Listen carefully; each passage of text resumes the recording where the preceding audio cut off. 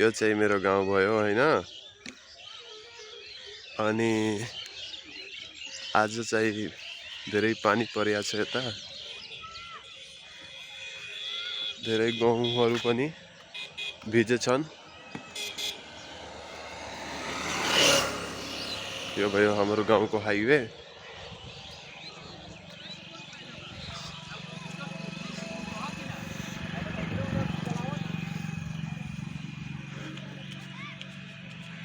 यो हाम्रो गाउँको प्रसिद्ध पोखरा। यता माइकलहरू आउने गर्छन्। अनि त्यो चाहिँ भयो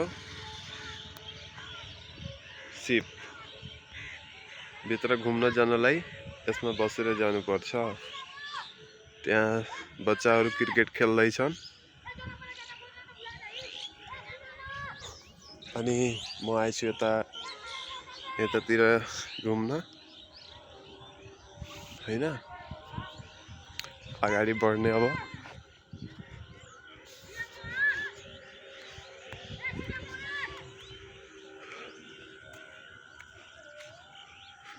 केटाहरू छन्।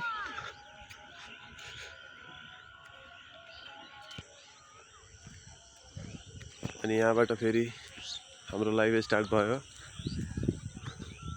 यो चाहिँ मेरो खेत भयो हैन। यो चाहिँ मेरो बोरिन।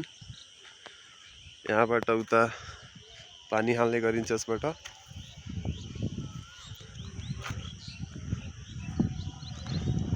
त्यो पनि मेरो खेत भयो। यो चाहिँ मेरो साथीको खेत हो।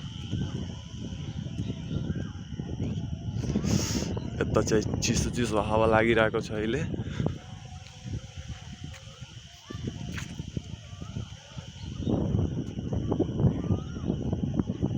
हामी अगाडि बढ्दैछु। त्यो पनि हाम्रै गाउँ हो। उता मात्र टोल फरक भएछ।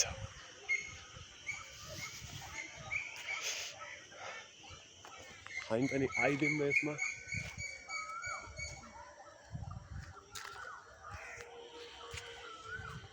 क्यामेराम्यान पनि आयो क्यामेरामा।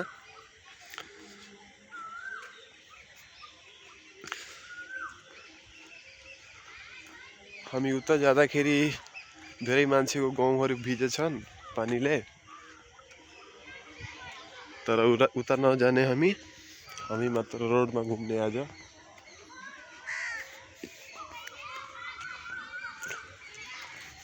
यो भयो बाँस। यो सबै बाँस हो।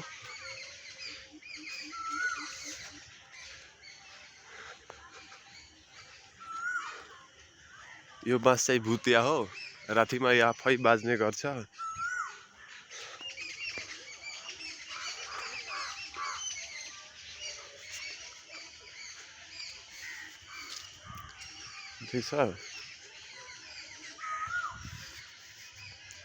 पैदल यात्रा गर्दै हामी गइरहेछौँ दोकानमा।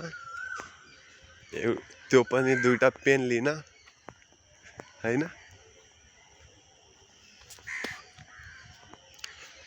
दुईटा पेन लिन जाँदैछु हामी।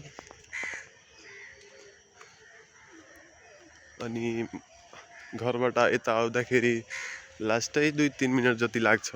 बढी लाग्दैन। त्यो छ ईद मुबारक।